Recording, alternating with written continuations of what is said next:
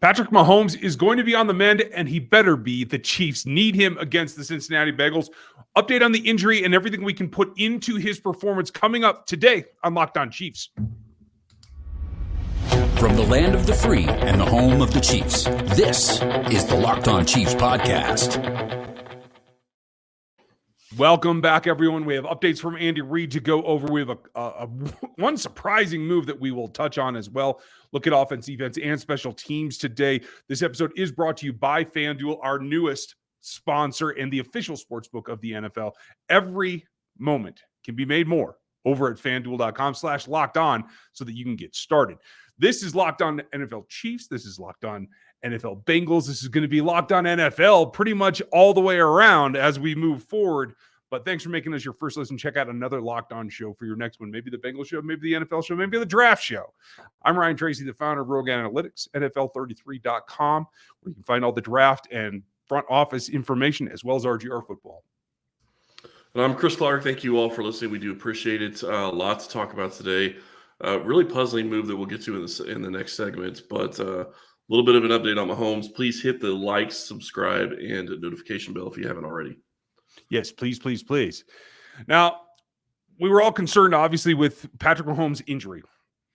The way that it played out in the ballgame against the Jags made me feel a little bit better just because he was able to finish the ballgame. And it's not because I'm nervous about a deficit in his ability to scramble, which is certainly one of his attributes, but it is just the fact that he was able to deliver the ball at least decently at the point of the injury within the same ballgame. But now we find out the MRI came back clean. The X-rays were negative that night, so we're good there. But Andy Reid, his comments about the injury itself took me a little bit aback. And I don't know if you saw the actual presser, but when asked, is it the high ankle sprain? He's, yeah, that's pretty much it. Now, cryptic answers are nothing new from them, but does this make you concerned about the ability to regain his momentum, his ability to scramble? He usually bounces back from decent things like this. In a week on a high ankle, you can usually get some flexion back out of it. What does this do for your prognosis? Hard to know. Practice reports are really going to be the telling deal here, and what they allow him to do and how they allow him to do it. I'm guessing he's going to be limited all week if he practices. Maybe he has Wednesday off. I don't know how they're going to play it. The nice thing is he did get an extra day of rest, and I'm sure he was getting his ankle worked on during that extra day. Yeah. And I'm sure he had the ankle worked on again on Monday. It does sound like, Reid is of the opinion that, Reid is saying that Mahomes is going to play according to Mahomes. Now, we'll see whether or not the training staff and Reid agree with that. But he also said something that I thought was really interesting, that it is not as bad as they don't think it's as bad as the injury that he suffered against the Jacksonville Jaguars. And I'm sorry, I don't remember the year, but it was a couple of years ago. 19. Was it 19? Okay. And he came back the next week and threw for 4 touchdowns and 350 some yards, or maybe 400 yards that game against the Raiders. Now, obviously they're not playing the Raiders, so that probably is not, I wouldn't expect something like that. But the point is, he can be effective, and they don't think it's as bad as the last one he had, which didn't make him miss any time. Right. And that's the thing, is because of his arm strength by itself, yes, he needs that right foot to drive off of. So some of the throws that he has to get his whole body behind, yes, he needs that. But he's got so much arm talent to begin with. He doesn't have to do that to throw 40, 50-yard passes. He needs that for 70-yarders, sure. But he is able to whip the ball at a point where the intermediate to over routes, and we had to change our definition of what intermediate is because of Patrick Mahomes. So we're now talking 30-plus yards for 30 to 40-yard passes. He can still do in his sleep with just a stagnant lower body and using his trunk and his arm. That doesn't bother me. It's just the escapability to avoid getting hit again that is my concern. No, and I get that, but I will say this too. In this type of game that they're going to be playing against the Bengals, is that type of shot really going to come about very often? I don't think it's going to, based on the way the Bengals play defense, but also the weather and what the Chiefs have really done this season. They haven't taken that many deep shots. It isn't something they do a couple times a game. Yeah, they're trying to, push the ball in either intermediate routes, like you said, maybe to that 30-yard range, but he's not trying to throw the ball 40 to 50 yards every single game. Yeah. And I think if you look back at the last Bengals matchup, we'll talk about this later in the week because this one play I think is indicative of what the concept is going to be for this AFC Championship game. When he did take a deep strike because he got a shot, it's because he got man and he got MVS to split some deep coverage. That, again, was a singular play, but he did it from within the pocket. He didn't break anything. He wasn't on the run. He didn't have any body momentum. He stepped up into the pocket and let it fly from there. It was pretty straightforward. So that, again, makes me think that this is definitely an injury you have to watch in protection, in allowing him hopefully not to get hit very much. But I don't think this limits his throwing ability as much as most people would with this injury. Yeah, and I'm glad you said it that way because you have to protect him. Orlando Brown actually talked to Peter King, I believe. I think I saw this in Monday Morning Quarterback and said, when you see your leader, he is the leader of this team. When you see your leader go out there and do what he did, fight to stay in the game, fight to play, it makes you want to step up as a man on the team, as an alpha male. You want to step up, you want to protect him, you want to do whatever you can, and you're going to give just a little bit extra. That's exactly what they need this week. That's everything that they need this week because they're going to need the lift either way.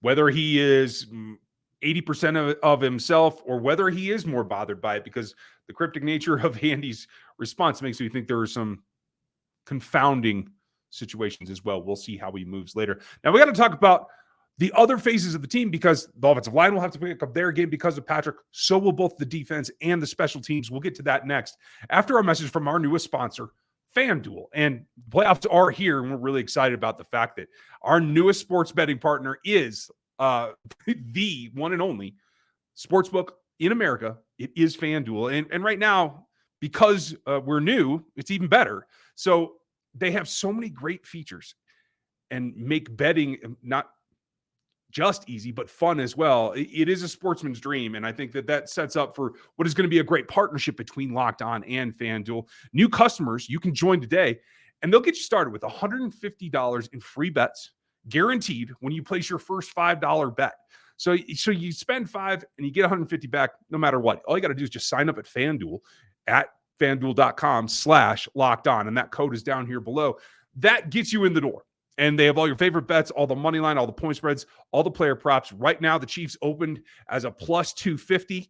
So I think that's going to shift around because it should be falling back if they follow some of the other lines that it looks like the Bengals may actually be the favorites. Now, there's an opportunity here.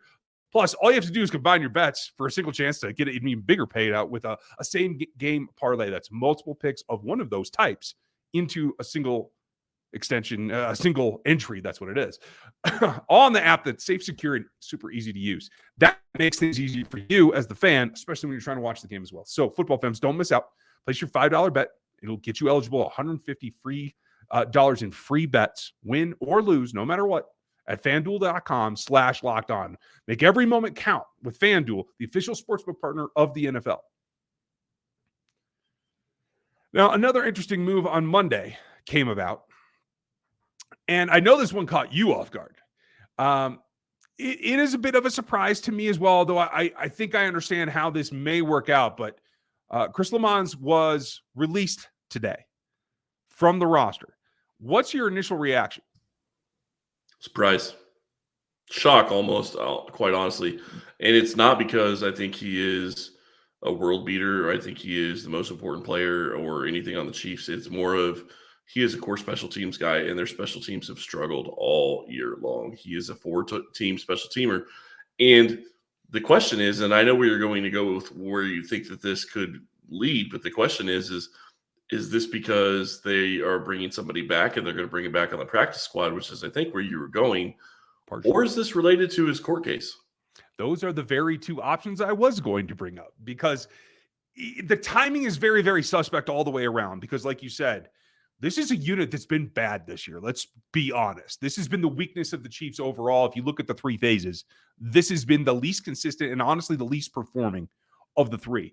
And now you take a guy that Dave Toub has treated like the anchor of it for quite a bit of this time. Now, we all know that he has a back and forth nature because of the off the field things. You still have Mike Burton. You still have Winchester. You still have Blake Bell that's going to play a lot of those snaps. But Lamont has been there the whole time. So it really comes down to necessity for me. So you either have to get somebody back. Maybe it's Jody Fortson. Maybe it's Clyde Edwards-Helaire. We don't know about either of those guys yet. And you feel, because of all the other circumstances, that he's just not going to get picked up. You can bring him back to the practice squad, elevate him, because you have a couple of weeks to do that. You can do these next 2 games. And basically, you get a guy who will play on your 53 at a practice squad price and a practice squad slot, more importantly.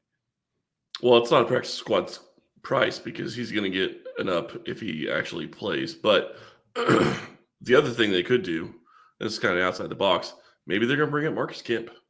He was the core special teams guy for Tobe as well. He's on the practice squad. He's a guy that they could easily bring up to the roster and take one of those special team spots. And maybe that's the direction they go. They've been short on wide receiver all season long. Well, I guess, now with McCole Hardman out, lots of questions. Size. Yeah. You bring up a good point, though, because it could be the other option. It could be that there is something else that we won't know till later, that won't be released or whatever, of the legality that is still hanging over his head with the Alvin Kamara incident.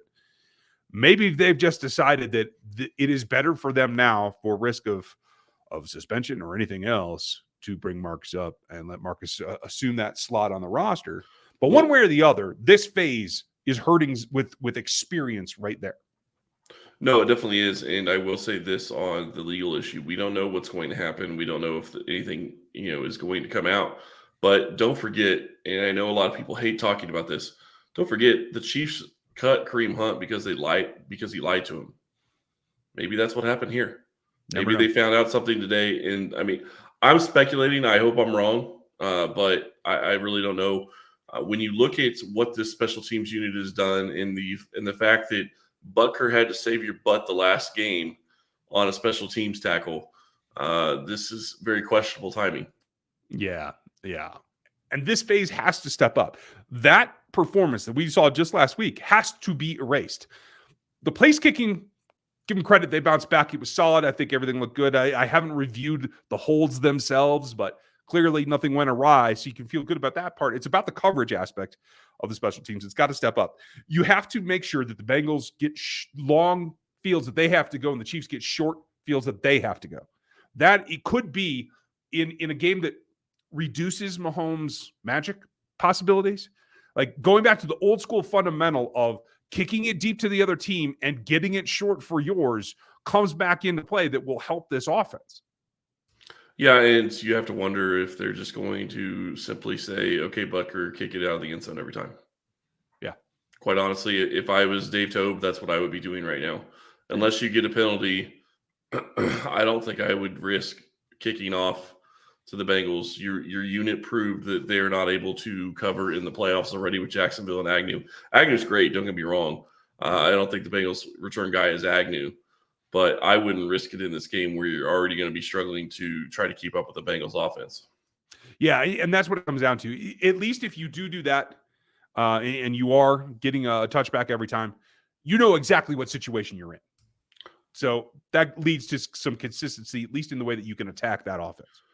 Well, and the other thing that you really don't want to do is you don't want to be putting your your defense out there twice. I mean, yeah, you get them out for 2 minutes because you have a kickoff return and then they kick an extra point. Okay, that's not the same as giving them a drive or, a couple of plays. Sorry, you don't want to put – well, I guess you do want your offense out there. I don't know. I think you look at it and it's going to be trouble. That's the only thing I can come down with. I apologize. I messed up my thought process on that one. But it happens. Well, and it happens to this special teams unit. They have to shore that up, but they're not alone. The defense rallied when Patrick went down. They have to sustain that. This has to be a better defensive performance than we've seen all season long. There's a couple of indications that I think they can get there. We're going to talk about that on the backside of this. So what I need to say is Old Spag's process of the defense building as it gets later in the season is still a thing of beauty, and it still happens. The question for me is, from where they were 3 weeks ago to where they are now, do you still see upside? Do you still see that they can ramp it up even farther, even if it has to be the inspiration of Patrick's injury? I think Chris Jones and Frank Clark in particular, if you listen to the way they speak, they feel that they have a lot more to give. I just don't know if that's, self-prophecy or if you really feel that that's the reality. I think that it should be the reality. I think if you are the Chiefs going into this game, you look at what the Bengals did to the Bills and you say, okay, they beat them because they dominated on both sides of the football, on the offensive and defensive line. Kansas City's defensive line should be able to dominate the Bengals offensive line.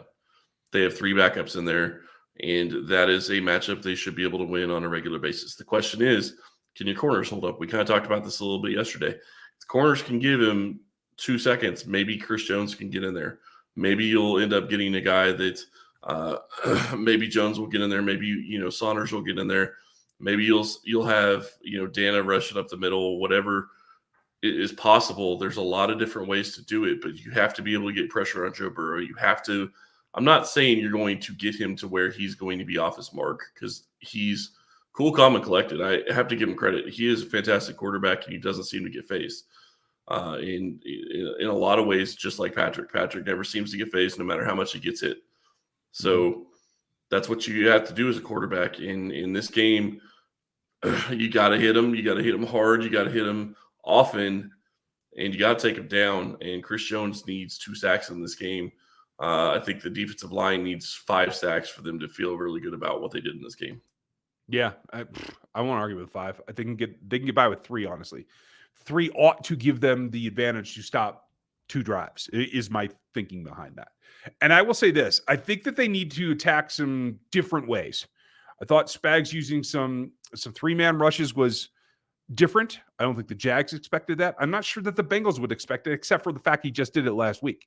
But it's about throwing the new wrinkle so that they don't know what's coming. So Joe Burrow has to think longer, slow down his delivery, and not be able to just press the ball out of his hands as fast as possible. One way that I'm looking for them to do that is kind of a combination theory. And you guys have heard me talk about a bear front before, and that's guard, center, guard being covered by defensive linemen. There is a hybrid that I have played with in the past, and I've seen some people use successfully at other levels of football.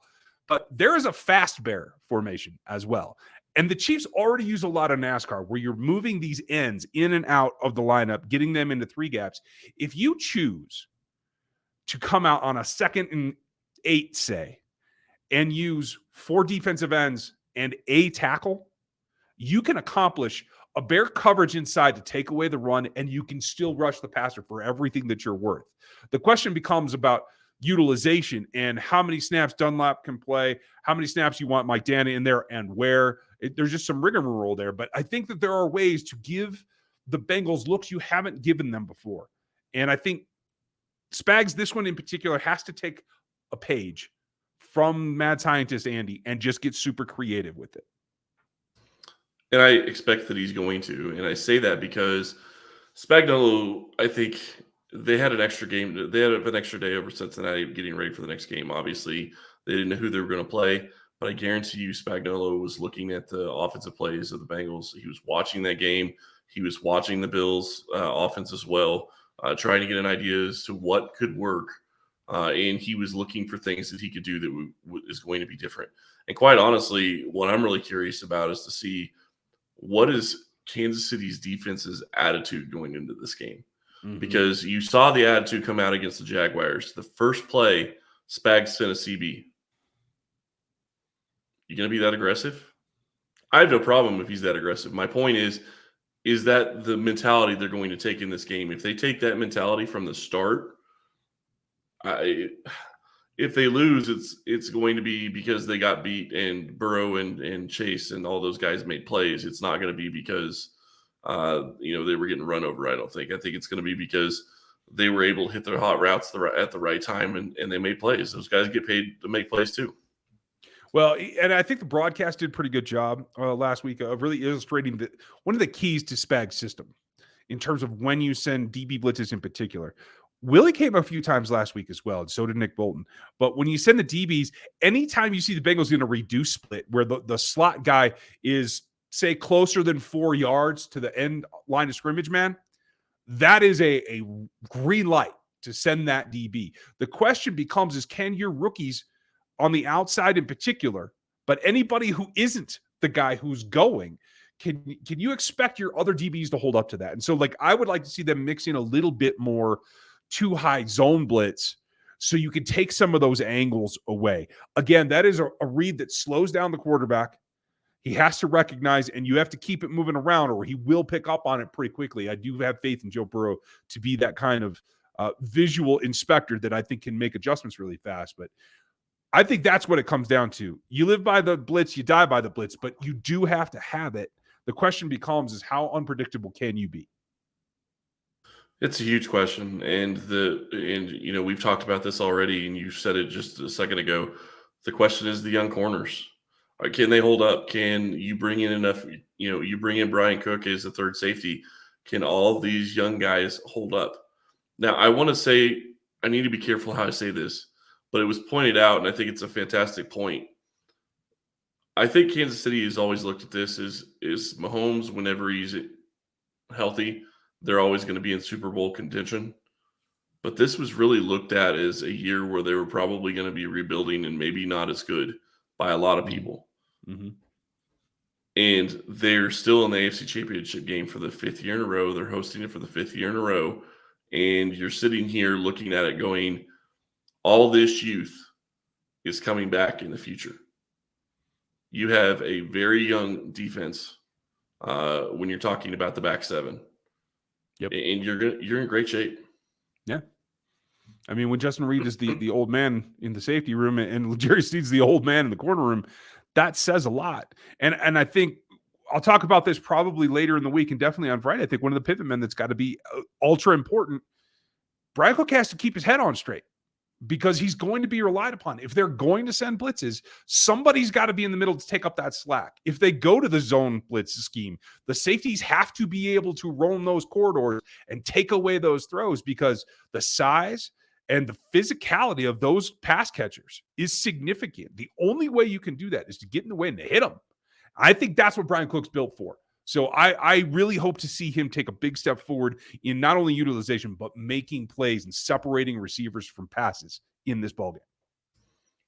It's going to be huge. And one of the things, you look at the backside of this defense and you start talking about Brian Cook, you start talking about Justin Reed, Juan Thornhill, all those guys.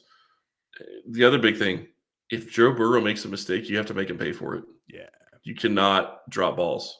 I'm not talking about tip passes where you only get one hand on it. I'm talking about if he hits you where you get both hands on it, at least close, you need to be making that play. Yeah. And you got to do anything you can to make that play. Don't get me wrong. You can try to get fumbles all you want, and maybe you get a chance to get a fumble there. But anytime you have an opportunity to take a pick, you have to get it this game. That's what's going to turn this game is playing mistake-free football on the offense and playing mistake-free football and forcing turnovers on defense. Yeah. You can't hope to just muddle through and win this game. You have to go take it. You have to take the ball away. Now, the one thing I will say about this is I'm really glad it is the Bengals because I wanted this opportunity again for the Chiefs. But the other part of it that I'm really excited about is the rookies all got a taste of the playoffs last week. Now they know what that's like. Now they know that they belong in the NFL, that they, Jalen Watson, that pick is still phenomenal. One of the best plays I've seen by a rookie corner for the Chiefs in a very long time. So, this is going to be a lot of fun. This game should be a very good game. And I think offensively, I'm going to be curious to see how Andy Reid decides he's going to attack the Bengals defense, because I think that there are going to be a lot of things that are going to be different this time around than they were last time. The big question is McCall Hardman going to play, and how does that change things? Does CEH play? Does Jody Fortson play? How are you going to use those guys if you bring them back? I really would not mind seeing a wingback formation where you have Pacheco and CEH, or McKinnon and CEH on the field at the same time, because you could do different things out of it. You don't have to just run the ball. Yeah. I will tell you this too. I think you need more verticality out of Sky Moore. I think we've seen that Tony is the guy that can do the jet motion probably a little bit better. He's a little bit more instinctual, and clearly he has the ability to make people miss better. But Sky still has, I see people running down his yak ability. It's still there. He's just a more vertical yak type kind of guy. Turning the corner isn't necessarily his strength. But I think that there's opportunities over the middle against this defense. I thought that last time. I do think that they have to go exploit it and put guys in better position to take advantage of what they do best against this team. We're going to talk about all of that and cover what Matt Derrick thinks tomorrow when he joins the show. So don't miss that. And then it should be a fun Thursday too. Yeah, it'll be fun. I think one of the guys that actually has a opportunity to make a case for being on the roster next year, and I say that, and I know he's technically supposedly already on the roster. I think this is a huge game for MBS. Mm-hmm. You want to be in Kansas City next year, you got to show you can do it. You got to do what you did last week. You got to catch everything that's thrown your way, and you got to earn it up in other places, because so far this year, I don't think that he's back right now. Yeah. I said it last night. I don't remember where. So bear with me, but he comes down, not MDS, not the special teams. It's everyone. This is a game for the state of Missouri. This is show me you can go be the team that you need to be against this team that seems to have some kryptonite in its pocket. Show me that you can be the champion in waiting that we think you are. Show me that you're ready for that spotlight. That's what this game is. And I almost guarantee you there's nobody that wants this game more than Patrick Mahomes. Yeah. I will not argue that one bit. 0-3 against Joe Burrow. I guarantee he wants this. Yeah. Very bad. We'll get into the details tomorrow with Matt Derrick as we get an update on injuries and everything from the facility. Matt will be there. We will be back. We'll have the crossover. You guys won't want to miss this one. This is where it all comes together for the Bengals hosts and ourselves. And then Friday, we will lay it all out for you. What has to happen, when, how, and what will go on. Thanks for spending your day with us. Make sure you check out the Locked On NFL feed, because it's got a little bit of everything, including all the game-to-game action that you want to check out. And make sure that you like, sub, and hit the bell here on YouTube. We appreciate your reviews and your comments, both here on the YouTube page as well as in the Spotify and Apple reviews. Thanks for spending your day with us tomorrow. Make sure you're here today, that is. Make sure you're here tomorrow for that, and we'll talk to you then.